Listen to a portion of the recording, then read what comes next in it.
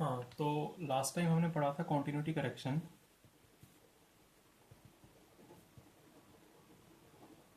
Continuity correction को continue करने से पहले मैं थोड़ा सा क्लैरिफाई करना चाहता हूँ कि अगर x जो है वो नॉर्मल को फॉलो करता है, लेट अस से विथ 40, 60, तो हम क्या कहते हैं, x minus 40 divided by root of 60 will follow normal with 0, 1, यानी ये एक तरह का स्टैंडर्ड नॉर्मल बन जाता है।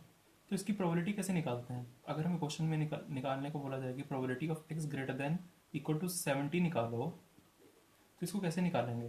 Probability of x minus 40 divided by root of 60 which is greater than 70 minus 40 root of 60। ठीक है, क्योंकि ये 0 और 1 ले रहा है expected value of x minus mu over sigma and this is variance of x minus mu over sigma. तो हमें पता है कि ये कुछ नहीं है बट एक स्टैंडर्ड नॉर्मल वेरिएंट है। z greater than equal to some value, let's say ये ए आई कुछ। ठीक है, तो इसका मतलब क्या होगा? जब भी हम नॉर्मल डिस्ट्रीब्यूशन ग्राफ बनाते हैं, या फिर थोड़ा अच्छे से बोलूँ तो स्टैंडर्ड नॉर्मल डिस्ट्रीब्यूशन ग्राफ बनाते हैं, तो यहाँ जो वैल्यूज़ होती हैं एक्स एक्सिस पे वो कुछ नहीं होती बट यही होती है, ए बी सी, कुछ कैलकुलेटेड वैल्यूज़ जो हमारी होती है। हमें निकालना है कि इस ए वैल्यू से आगे कितनी प्रोबेबिलिटी है, इस z की a से ज़्यादा होने की प्रोबेबिलिटी क्या है, वो ये एरिया बताएगा। तो हमें टेबल से पता है, कुछ वैल्यूज़ हमें याद हैं कि 1.645 से आगे की प्रोबेबिलिटी जो होती है वो 5% होती है। तो probability of z greater than equal to 1.645 is equal to 5%। और इसके लिए एक नोटेशन होती है, इसको हम कैसे लिख सकते हैं? हमें पता है कि 1.645 के आगे की प्रोबेबिलिटी 5% है, तो यहाँ तक की प्रोबेबिलिटी कितनी होगी? Obviously 95%, 1 minus 5%। ठीक है, तो हम इसे एक फाई से डिनोट करते हैं, फाई 1.645 इज इक्वल टू 95%। मतलब probability of z less than 1.645 is equal to 95%, जो कि हमें टेबल्स में भी दी होती है। अब जैसे अगर हम ये टेबल देखें नॉर्मल डिस्ट्रीब्यूशन का, तो इसमें देखना यहाँ पे भी दे रखा है हमको 1.96 पे 2.5% है, 1% पे 2.3 है, यानी 2.3263 के बाद की प्रोबेबिलिटी 1% है। तो इसका मतलब क्या हुआ? सिग्मा फाई 2.3263 को मैं कैसे लिख सकता हूँ? 99%। तो हम अब बात करते हैं कॉन्टिन्यूटी करेक्शन की। कॉन्टिन्यूटी करेक्शन में अगर मेरे पास क्वेश्चन है कि मुझे x जो है वो बाइनोमियल को फॉलो कर रहा था, सैम्पल साइज बहुत बड़ा था और हमें कुछ प्रोबेबिलिटी दे रखी है, लेटर से 2, p जो है वो 0.2 है, n जो है 40 है, और मुझे निकालना है probability of x greater than equal to let's say 35। तो क्योंकि सैम्पल साइज 30 से बड़ा है तो I can use your approximation. Plus आप एक चीज़ और भी देखिए, एन पी क्या है? 0.2 इंटू 40 विच इज़ 20, और एन क्यू क्या है? 0.8 इंटू 40 विच इज़ 32। ये दोनों जो है वो ग्रेटर देन 10 है, जो कि मैंने बहुत इंपॉर्टेंट कंडीशन बताई थी नॉर्मल अप्रॉक्सीमेशन को यूज़ करने के लिए। तो x ग्रेटर देन 35 क्या होगा यहाँ पे? यहाँ पे x अगर बाइनोमियल को फॉलो कर रहा था 40, 0.2 से, तो वो नॉर्मल को अप्रॉक्सीमेटली फॉलो करेगा with N P and N P Q. ठीक है, एन पी क्या है? 40 इंटू 0.2, एन पी क्यू क्या है? 0.8। ठीक है, सॉरी यहाँ पे शायद गलती हो गई है, यहाँ पे आप 4 ले लो इसको, क्योंकि ये फिर 16 बन जाएगा और ये 4 के हिसाब से ये भी 16 बन जाएगा। तो ये दोनों ग्रेटर देन 10 को फॉलो कर लेता है। अगर ये प्रीवियस केस होता जो कि 0.2 का था, तो 0.2 इंटू 40 कितना हो रहा था? 8, तो जो कि हमारी कंडीशन को फॉलो नहीं कर रहा था, तो हम यहाँ पे अप्रॉक्सीमेशन यूज़ नहीं कर सकते थे। बट क्योंकि लेटर से कि ये क्वेश्चन ऐसा होता है कि जिसमें 0.4 प्रोबेबिलिटी दे रखी होती है और यहाँ पे 0.6 होता, सॉरी यहाँ पे 0.4 होगा, यहाँ पे 0.6 होगा, तो ये 24 होता, ये 16 होता, एन पी जो है वो हमारा कितना होता? 0.4 इंटू 40 एंड एन क्यू कितना होता है 0.6 इंटू 40, जो कि दोनों ही 10 से बड़े आ रहे हैं, तो हम नॉर्मल अप्रॉक्सीमेशन यूज़ कर सकते थे। अब इसमें दिक्कत वाली बात यह है कॉन्टिन्यूटी करेक्शन की। Probability of x greater than 40 को एक्चुअली हमें, जब हम इसमें नॉर्मल यूज़ करते हैं ना, हम कहते हैं कि x माइनस, हमने कहा कि x फॉलो करता है बाइनॉमियल को विथ 40, 0.4, तो वो अप्रॉक्सीमेटली नॉर्मल को फॉलो करेगा विथ 40 इंटू 0.4, 40 इंटू 0.4 इंटू 0.6, ये आ रहा है आपका 16, ये आ रहा है आपका 16 into 0.6 is I think 9.6। Okay, तो हम ये कह सकते हैं कि x approximately follow 16 normal with this, तो x minus 16 root of 9.6 will be greater than 40 minus 16 root of 9.6। तो ये क्या हो गया, z हो गया, और ये कितना हो गया, लेटर से कुछ a वैल्यू आई, बट ये गलत है।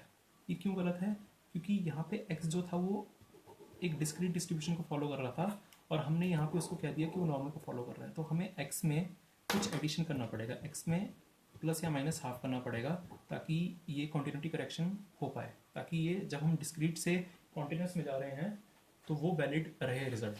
तो इसको कैसे करते हैं, बहुत आसान है। अगर probability of x greater than 40 निकालनी है लेटर से, probability of x greater than 40 क्या होगी, probability of x greater than 39, same ही तो बात है, x तो बाइनॉमियल को फॉलो कर रहा है ना, तो 40 से 40 को इंक्लूडिंग करते हुए वैल्यू जितनी बड़ी आएंगी उतनी ही 39 से बड़ी होगी।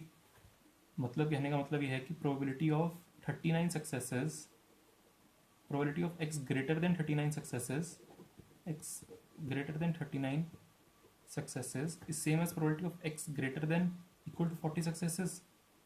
ठीक है, क्योंकि 30 ग्रेटर देन 39 में हम 39 को तो इंक्लूड कर ही नहीं रहे, और 40 में हम 40 को भी इंक्लूड कर रहे हैं, और 40 से ज़्यादा वाली को भी, तो सेम ही बात हो गई। तो हमेशा इन दोनों का एवरेज लेना है 39.5। अगर probability of x greater than 40 होता तो ग्रेटर देन 40 को हम कैसे ले सकते हैं, probability of x greater than equal to 41, same ही तो बात है, 41 में इंक्लूड हो रहा है, 41 से आगे भी, और 40 में 40 इंक्लूड नहीं हो रहा है, इससे आगे की वैल्यू इंक्लूड हो रही है which is nothing but greater than equal to 41, तो इसका एवरेज लेंगे 40.5। अगर लेस देन 40 होता, लेस देन 40 को कैसे लिख सकते हैं, probability of x less than equal to 39, less than 40 में 49 40 से नीचे वाली वैल्यूज आ रही हैं जो कि लेस देन 39 के इक्वल है, तो इसमें हम इसका एवरेज ले लेते हैं 39.5। अगर ये ऐसे होता less than equal to 40, this is nothing but probability of x less than 41, क्योंकि लेस देन इक्वल टू 41 में आपका जो वैल्यूज आ रही हैं वो 40 को इंक्लूड करके और उससे नीचे वाली जो कि 41 ही दिखा रहा है, तो ये कितनी है 40.5। तो अल्टीमेटली हम यहाँ पे क्या यूज़ करेंगे, x minus N P Q जब हम यहाँ लिखते हैं तो हम यहाँ पे ये नहीं लिखेंगे probability of x less than 40 अगर हमें निकालनी थी, लेस देन इक्वल टू 40 अगर हमें निकालनी थी, तो हम लिखेंगे probability of x less than equal to 40.5, ये वाली वैल्यू यहाँ पे यूज़ करेंगे। तो जब हम अपना यहाँ पे नॉर्मल अप्रॉक्सीमेशन यूज़ कर रहे होंगे, जो कि हमने यहाँ पे निकाला था कि x फॉलो अप्रॉक्सीमेटली फॉलो 16,9.6, तो हम x minus 16 root of 9.6 less than 40.5 minus 16 root of 9.6 which is nothing but z। तो आपने डिफरेंस देखा, यहाँ पे हम 40 माइनस 16 कर रहे थे, 40 माइनस 16 कर रहे थे, और यहाँ पे हम 40.5 माइनस 16 कर रहे हैं, डिफरेंस है। ऑल्दो लास्ट सैम्पल्स के लिए इसका कुछ ज़्यादा फर्क नहीं पड़ता है, बट फिर भी for a perfect answer we need this things. अच्छा, तो हमें नल हाइपोथेसिस समझ आ गया, अल्टरनेटिव हाइपोथेसिस समझ आ गया, ये तो थ्योरी है ज़्यादा, ये तो आप खुद भी किया जा सकता है।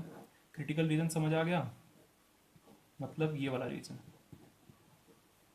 जहाँ पे मेरा नल हाइपोथेसिस रिजेक्ट होने वाला है, null hypothesis is going to reject.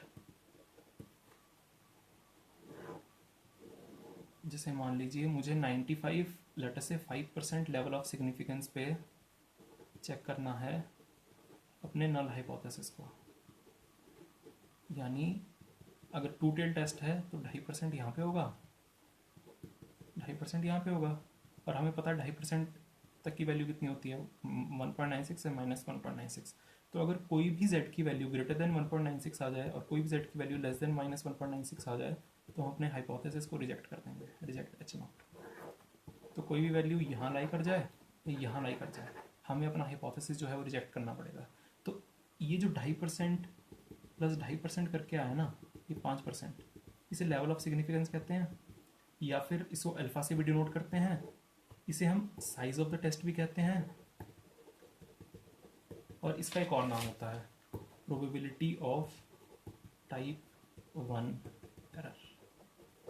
ठीक है, एक बार एरर्स के ऊपर चलते हैं, एरर के टाइप्स के ऊपर।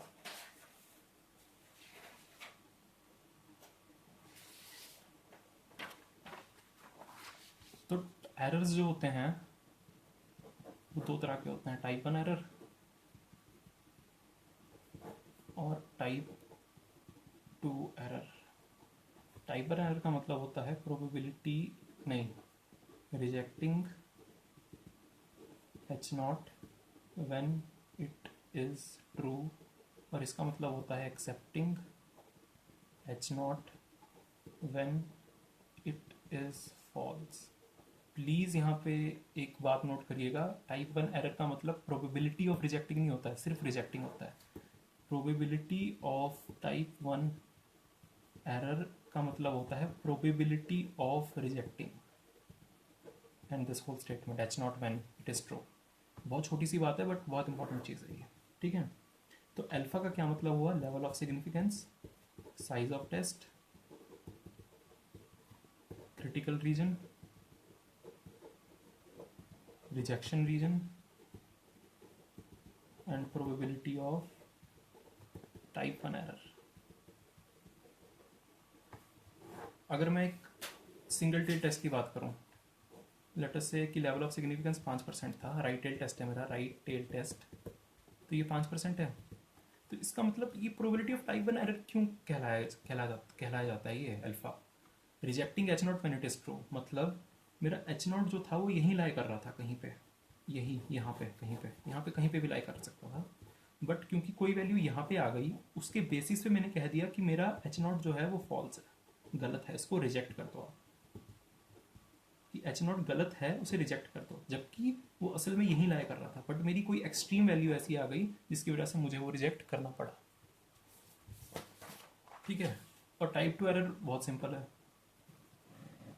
टाइप 2 एरर का मतलब है कि प्रोबेबिलिटी वर्ड फिर से मैं यूज़ नहीं करूँगा इसमें, ठीक है, कि when we accept a null hypothesis when it is false. अब कई बार क्वेश्चन पूछा जाता है कि कौन सा एरर जो होता है वो ज़्यादा सिग्निफिकेंट होता है, तो टाइप 1 एरर जो होता है वो कम सिग्निफिकेंट होता है as compare to type 2 error.